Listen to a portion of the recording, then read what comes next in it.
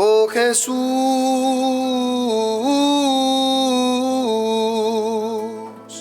amor mío, cuánto me has amado, cuánto me has amado. Oh Jesús, amor mío,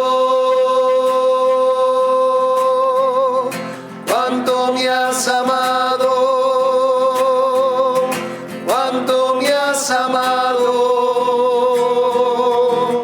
Tú has recibido las espinas de la soberbia de mí, para que yo reciba la humildad de ti. Tú has recibido los azotes de la lujuria de mí, para que yo reciba el amor y la pureza de ti. Tú has sido por la avaricia despojado por mí, para que yo reciba la riqueza de ti. Oh Jesús, amor mío, cuánto me has amado, cuánto me has amado. De mi Señor tú has recibido el mal, la muerte y el pecado, para que yo reciba de ti solo a ti mismo. A mí tú te has donado. Oh Jesús, amor mío, cuánto me has amado, cuánto me has amado. De la primera carta del apóstol San Pablo a los tesalonicenses. Por lo demás, hermanos, os rogamos y os exhortamos en el Señor Jesús a que os comportéis y agradéis a Dios tal como nosotros os enseñamos, y a que continuéis progresando en ese camino. Sabéis en efecto las instrucciones que os dimos de parte del Señor Jesús. Dios quiere vuestra santificación, que os alejéis de la fornicación, que cada uno de vosotros sepa poseer su cuerpo con santidad y honor, y no dominado por la pasión, como hacen los gentiles que no conocen a Dios.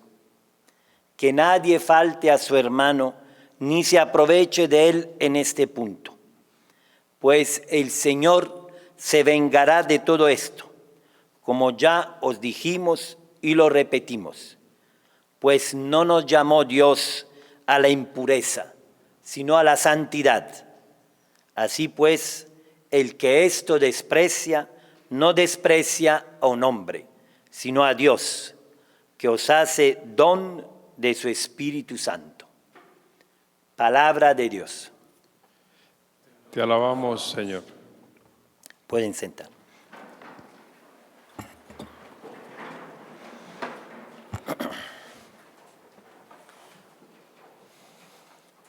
Bueno, estamos recorriendo este camino, si lo queremos llamar así, de conocimiento de los pecados capitales.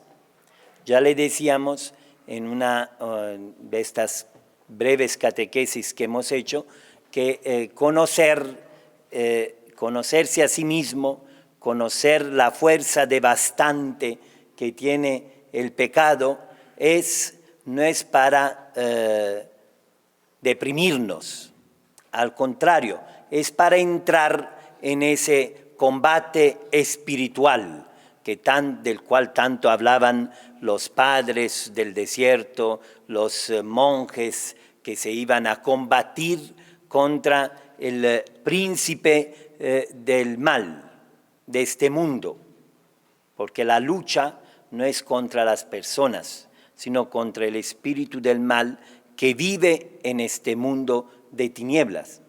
Pero para entrar en ese combate hay que conocer al adversario,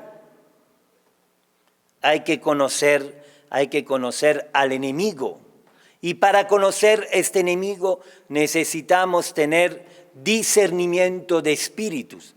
Por eso nos ayudaba ese padre del desierto, Evagrio Póntico, del siglo IV, nos ayudaba y nos decía que hay unos pensamientos en nosotros, ¿no? Unos pensamientos que son humanos, otros que son diabólicos, que vienen del demonio y están en conexión directa con lo que es nuestra persona, con la parte más periférica de nuestra persona, que es el cuerpo. Por eso la lucha es contra la carne, la lucha contra una parte que es la soberbia, otra parte de nuestro ser muy profunda que veíamos, ¿no? Es entonces la lucha contra el demonio, porque la soberbia es el pecado del demonio. Y es la última en vencer, en derrumbar, la lucha contra la carne, contra el demonio y contra el mundo, lo que nos propone el mundo. Por eso en esos primeros 3 pecados que hemos visto, estamos viendo, es la soberbia contra el demonio, la avaricia contra el mundo y la lujuria, la que veremos hoy en un brevísimo tiempo, es contra la carne. Ese es el combate que tenemos que enfrentar. Y en ese combate y en esa lucha no podemos entrar ciegos, sin discernimiento, ni podemos entrar con un esquema de perfeccionismo, de saberlo todo, conocerlo todo, pero querer alcanzar ese narcisismo casi espiritual, contemplarte a ti mismo en ese espejo que es tu alma y decir, qué bueno soy. Finalmente he llegado a la perfección. No, porque cuando has dicho eso has caído en el pecado más grande, que es la autoafirmación de ti mismo y es la soberbia. Entonces hay que entrar con humildad, como nos decía San Pablo en esa palabra que ha sido proclamado, la lectura breve. Presumo de mis debilidades, con humildad, con humildad. Entonces veíamos, hoy vamos a hablar de la lujuria, y esa lujuria está muy unida. Los padres en Oriente la ponen relacionada, y es verdad, lo veremos, con la gula. Por eso, vengan al seminario a ver cuánto comen los seminaristas y se darán cuenta de cómo estamos. La gula. La gula. Porque ese deseo, ese querer satisfacer los placeres, querer agotar esos deseos profundos que tenemos, querer la satisfacción, querer esa satisfacción, querer quedar satisfecho, llegar hasta el límite de la satisfacción. Y como no tiene límite, por eso la lujuria, esa palabra, significa algo desbordante, algo que pasa todos los límites. La lujuria está unida a la gula. Por eso dice Evagrio Póntico una cosa, dice, aquellos que se preocupan por alimentar demasiado bien su cuerpo y que cuidando de él excitan sus deseos, que no acusen a su cuerpo, no digan que eso me lo pide el cuerpo. No, es que mucha gente dice, no, es que aquí no se puede hablar de castidad porque el cuerpo nos lo pide, ¿no? decían en una parte de ese país, ¿no? En un lugar determinado. Dicen, no, aquí no hablemos de castidad porque aquí es imposible. El cuerpo y la cultura nos pide el exceso. Eso es la lujuria, el exceso, la fornicación, el placer desbordante, querer siempre más, querer tocar el cielo, querer, bueno, por eso es insaciable, por eso es absurdo querer satisfacer ese deseo que es insaciable. Es insaciable. Donde dice ese padre del desierto, dice que no acusen su cuerpo, sino que se acusen a sí mismo, porque los que se han servido rectamente de su cuerpo han alcanzado la pureza de corazón y perciben en cierta medida la contemplación de los seres creados. Entonces, gula y lujuria están totalmente unidos, estrechamente relacionados. Querer cuidar muy bien de nuestro cuerpo. Por eso dice San Pablo, vuestra gloria es el vientre, saciarte, ¿no? Quedar satisfecho. Querer quedar apagado plenamente. Los placeres quieren siempre más. No se llega a esa plenitud del ser apagado. Entonces, la gula y la lujuria tienen el mismo mecanismo, juegan el mismo mecanismo, nos hacen esclavos de un apetito. Esclavos de un apetito sexual, por ejemplo. Esclavos de ese apetito. Y te vuelven ahí, valga la redundancia, esclavos, atado a ese apetito. Y tú no puedes ir adelante si no experimentas cotidianamente ese apetito. Por eso hay algunos que son esclavos de la masturbación hasta el último día de su vida. Esclavo de ese apetito, por queriendo satisfacer ese deseo. Porque con esto quieren vencer las frustraciones. Quieren vencer y superar los fracasos, las frustraciones. Quieren superarlo con el placer, que nunca disminuye. Tú dices, ay, cuando tendré 60 años va a ser distinto. Eso, más le das, más te pide. Más le das placer al cuerpo, más te pide.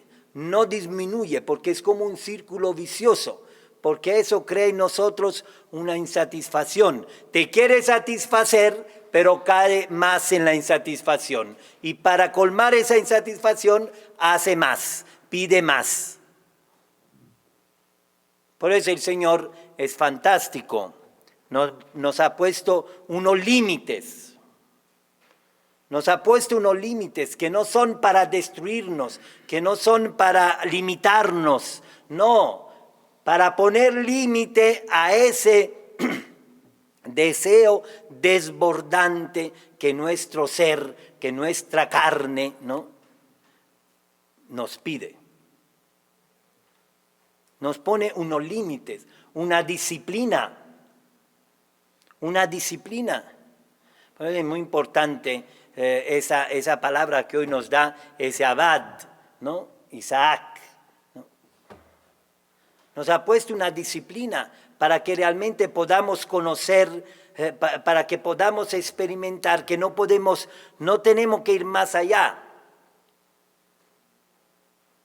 Nos dice, porque la lujuria es siempre caminar en el borde del precipicio, quedarse en la superficialidad y creer que el cuerpo es un objeto, el tuyo y el de los demás, es un objeto. No entra, el hombre lujurioso no entra en relación profunda con los demás.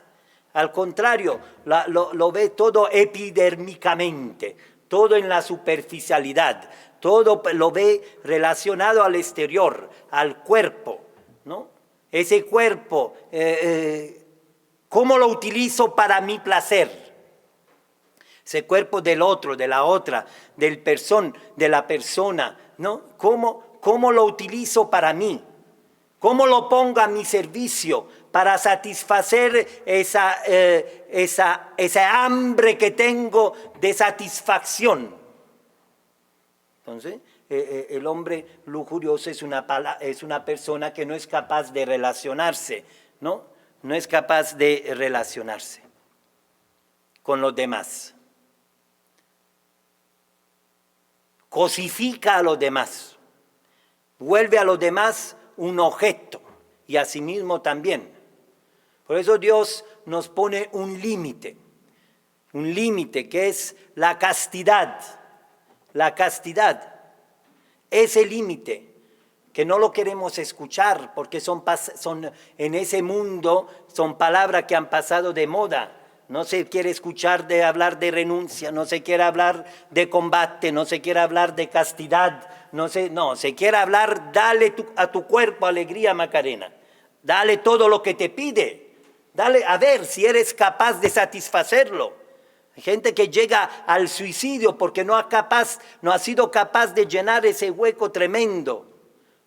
Porque no le han enseñado a luchar, a combatir, no le han enseñado a poner un límite a sus desenfrenados deseos. Castidad, que significa castigar, otra palabra. Tú castigues a alguien, te mandan a la cárcel. Hacer puro, purificar, porque nuestra carne nos pide, me acuerdo de Pachito. Esa carne, decía, se tocaba la mano, a los 90 años. La carne. ¿No? Entonces, no, la castidad, ese castigar, suena a algo medieval, suena a algo que no, imposible. Los profesores no pueden castigar a los niños, los llevan a la cárcel. Cuando nosotros estamos llamados realmente a poner unos límites, a templar, que significa como cortar con esos deseos.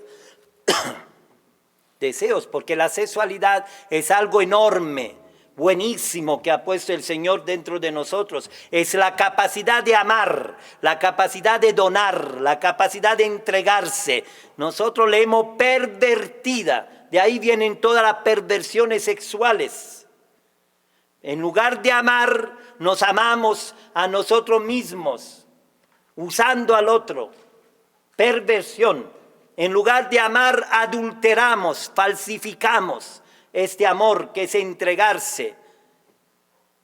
En lugar de entregarse, queremos poseer al otro, poseerlo, poseer ese cuerpo.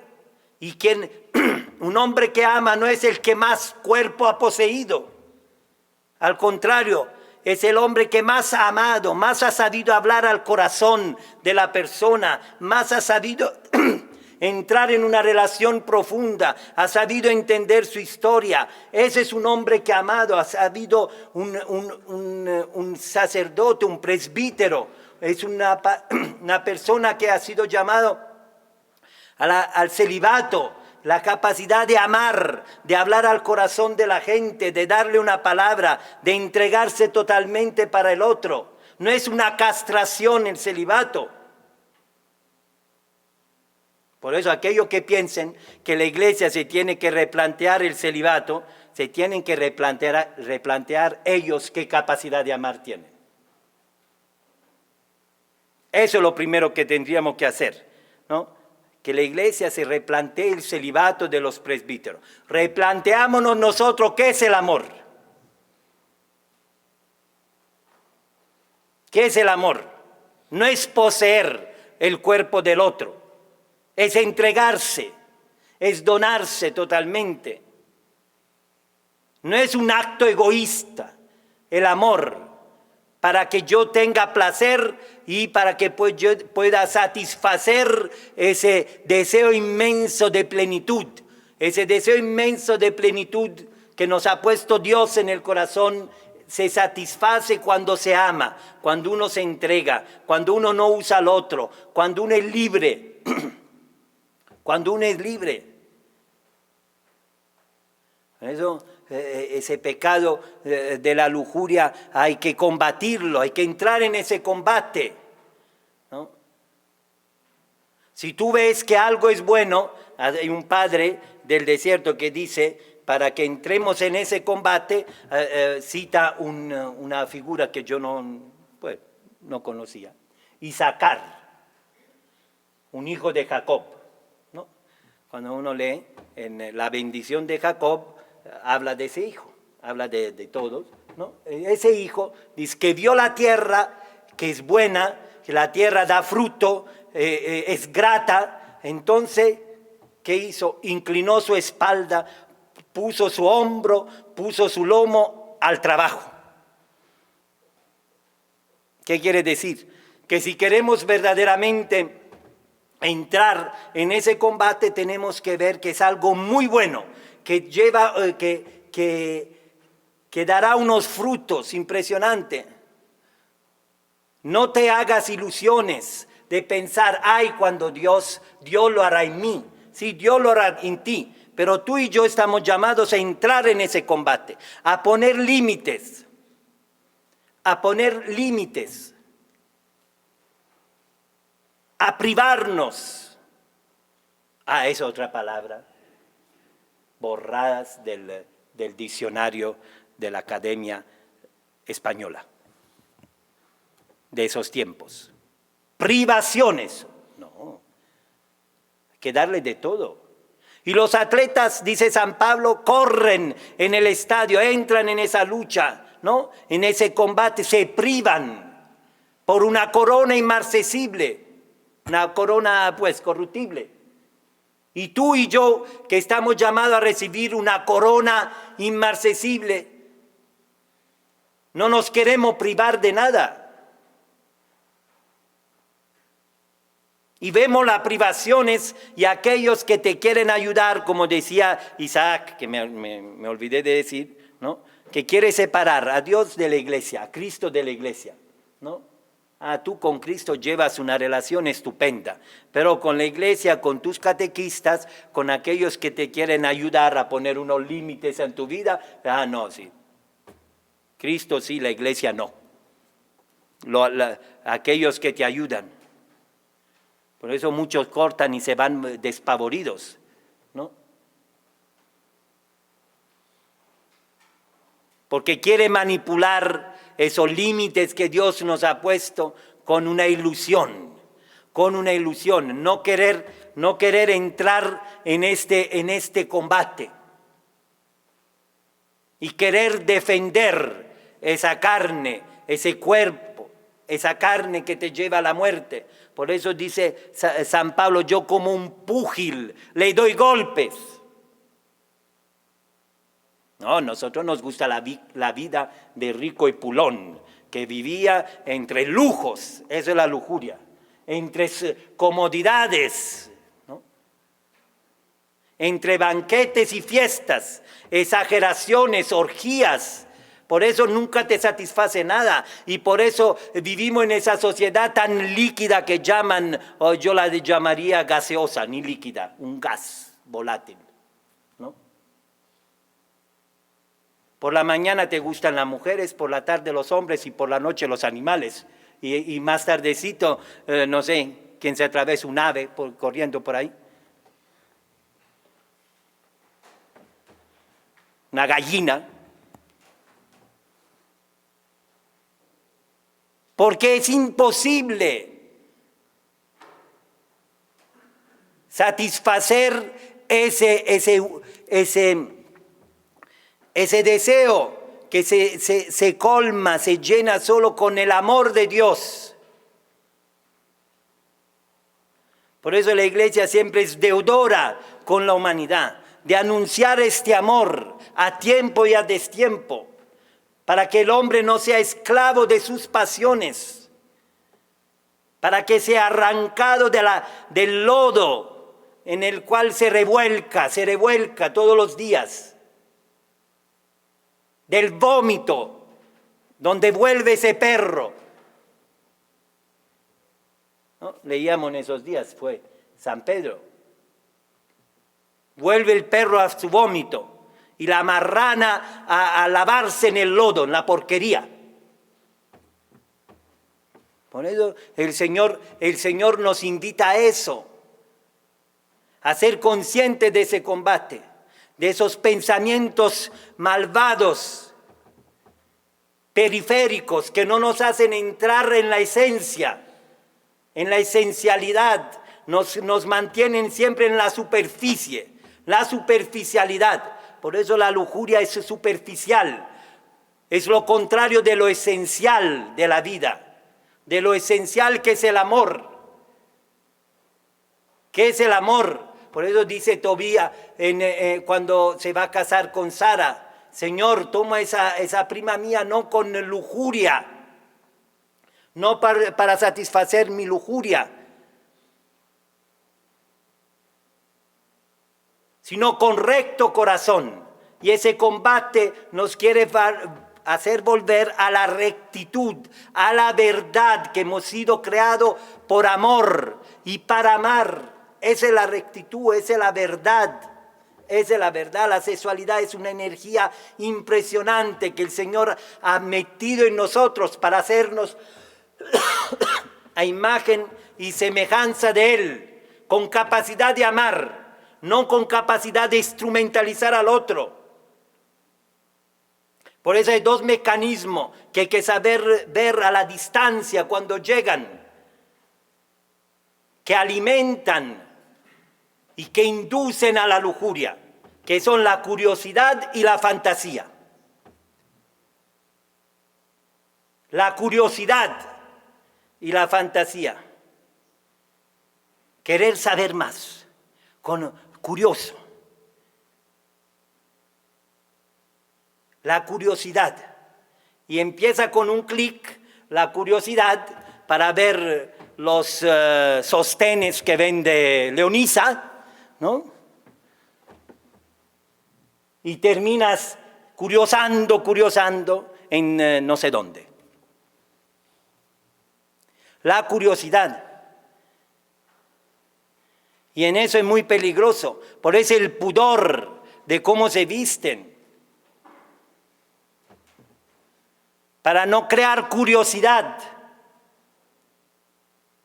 No es lo mismo que tú vas a una playa y ves una mujer bien bonita en bikini, pero no te crea tanta fantasía.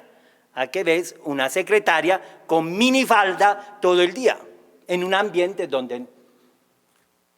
O una señora que llega con un escote que llega hasta no sé dónde, ¿no?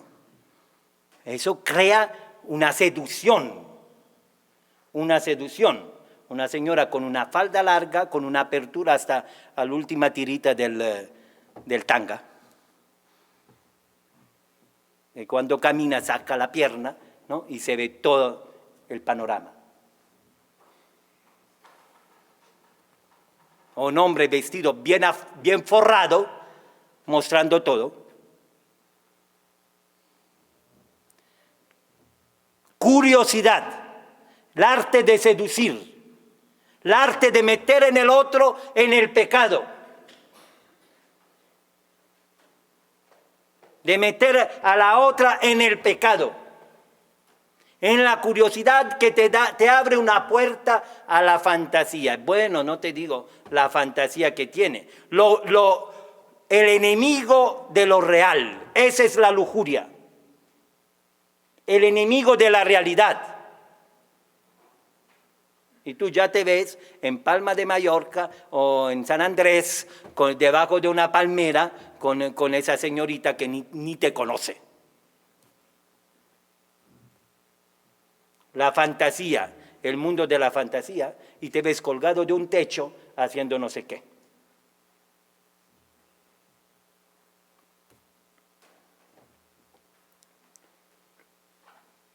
la fantasía y la curiosidad son lo que son las ¿cómo podríamos decir? Las dos artimañas que usa el demonio con esos pensamientos demoníacos para seducirnos y para hacernos caer muy bajo, muy bajo. Por eso no te digo, la pornografía trabaja sobre eso, sobre la fantasía y la curiosidad. No hay nada real lo que pasa allá. Y tú como un cretino, un esclavo del demonio que te tiene agarrado por la nariz y te lleva donde sea, te crees todo lo que ves allí en esa porquería que no es real. Y te la imaginas y la quieres reproducir. Y es una mentira. Una mentira. Por eso hay que dar muerte, mortificar, dar muerte. ¿Cómo se combate todo eso? Con la sobriedad. La sobriedad es el arma para combatir los lujos, la lujuria, la sobriedad, la medida, la buena medida, los límites, las privaciones, el combate, la lucha.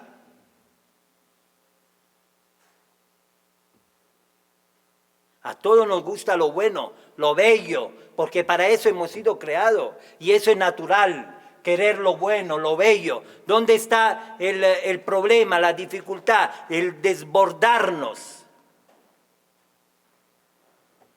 en no tener límites, no tener frenos, por eso desenfrenados. Hay gente que se levanta pensando en el sexo, vive impregnado de sexo, todo lo vuelve sexo. Estamos en una cultura pansexual, todo es sexo.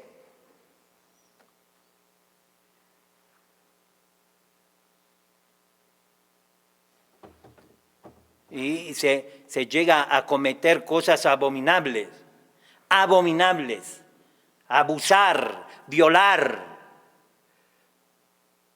porque no hemos puesto frenos y límites, porque han caído los maestros, los grandes maestros han caído, se han hecho catequizar por ese mundo, que hay que dejar libre a que todos hagan lo que quieren, a todos hagan lo que quieren. Y el papá tiene que ser amigo del hijo, y la mamá no sé cuánto, y tú tienes que salir con tus amigos. El papá, han perdido el oriente. Han perdido el oriente, no se ha puesto límites. Son todas las ideologías. Quitar los límites, romper las tablas, que eran los límites que Dios ha puesto al hombre para que no se depravara, para que no fuera un depredador, sino que fuera un hombre para amar. Rompamos las tablas, quitamos los límites. Lo dice Nietzsche, ¿no? Me parece. Romper las tablas. Bendito sea lo que han recibido realmente esa gracia de tener a aquel que le ponen límites, que te corrigen, que te dicen, te llevan al camino recto, a que no se devie tu psique. Hay enfermedades tremendas en relación con ese pecado capital. Hay enfermedades, perversiones, problemas, trastornos impresionantes, adictos a la sexualidad. Cuando el Señor nos lo ha dado para el bien, bellísimo, no tenemos tiempo aquí, ¿no? Pero les aconsejo, si quieren en la casa leerse ese librito, un documento, Orientaciones Educativas, Sexualidad Humana, Verdad y Significado, que escribió cuál es la verdad de la sexualidad, cuál es su significado. ¿Por qué esa fuerza tan extraordinaria metida en nuestro ser? Es una fuerza impresionante que podemos canalizar, usar para hacer el bien, porque es para el bien del otro la sexualidad, para el bien supremo. no es para vivirla así. La comercialización de la sexualidad, ¿no? Todo lo que sabemos. Así que ánimo, vamos a rezar para entrar en ese combate.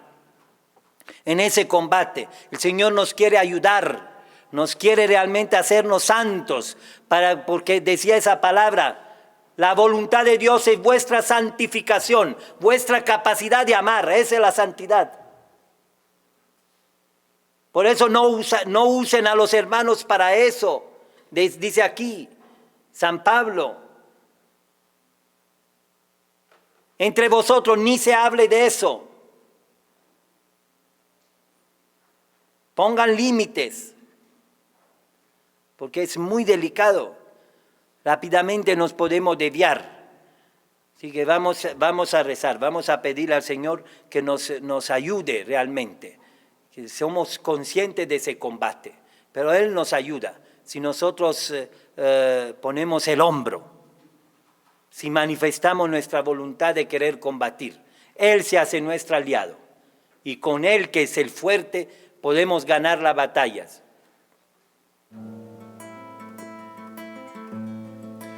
Oh Jesús,